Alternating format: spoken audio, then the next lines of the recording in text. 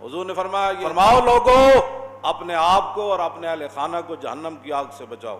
فرمایا یہ جو بال بچے ہیں نا، تمہاری بیویاں اور تمہارے بچے بچیاں، یہ تمہارے لیے معاون بھی ہیں، بعد میں تمہارا نام زندہ رہے گا، یہ فلاں کے بیٹے ہیں، پھر یہ آگے کہیں گے فلاں کے پوتے ہیں، یہ فلاں کی نسل ہے۔ فرمایا یہ تمہارے لیے جو ہے وہ مددگار بھی ہیں اور تمہارے پاس اللہ کی امانتیں بھی ہیں۔ یہ بچے تواڑے اہل خانہ، حضور نے فرمایا یہ اللہ کی طرف سے تمہارے مددگار ہیں۔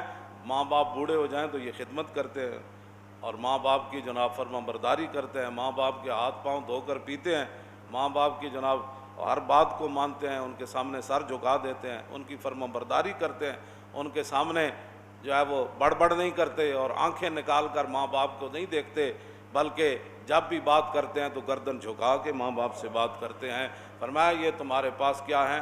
اللہ کی طرف سے معاون ہیں اور امانتیں ہیں۔ آگے حضور نے کیا فرمایا؟ ہن یہ نہیں سمجھنا بھائی مولوی تقریر کر رہا ہے تو مولویاں دی شان یہ رسول اللہ نے خود بیان کی تھی، حکمرانہ دی نہیں بیان کی تھی، وزیرہ مشیرہ دی نہیں بیان کی تھی، گڈ کپاں دی نہیں بیان کی تھی، ملک لٹن والے دی بیان نہیں کی تھی، ختم نبوت ڈاکواں دی بیان نہیں کی تھی، انہاں دی بیان کی تھی جنہاں ختم نبوت دے بارے جا کے پیرے دتے۔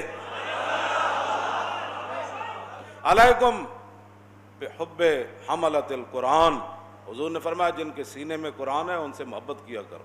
جو قرآن اٹھائے پھرتے ہیں، ادھر نہیں اٹھائے پھرتے، جو اپنے سینے میں اٹھائے پھرتے ہیں، فرمایا ان سے محبت کرو۔ علیکم بحب علمائکم، فرمایا قیامت تک میری امت کے جو علماء ہیں نا ان سے محبت کرنی ہے۔ یہ نہ پہن کہتے ہیں وہ بخشے گئے تو ہم پہلے بخشے جائیں، مولوی تو انجی ہونے، حضور نے، یہ میرے آقا نے فرمایا، یہ میرے پاس حدیث کی کتابیں موجود ہے، میں تو اسی سے پڑھ رہا ہوں، ہاں جی، میں اپنی طرف سے تو کوئی لفظ نہیں شامل کر رہا۔ لا تبغضوہم، حضور نے فرمایا میری امت کے حاملین قرآن جن کے سینے میں قرآن ہو اور میری امت کے جو علماء ہیں ان سے بغض نہیں رکھنا۔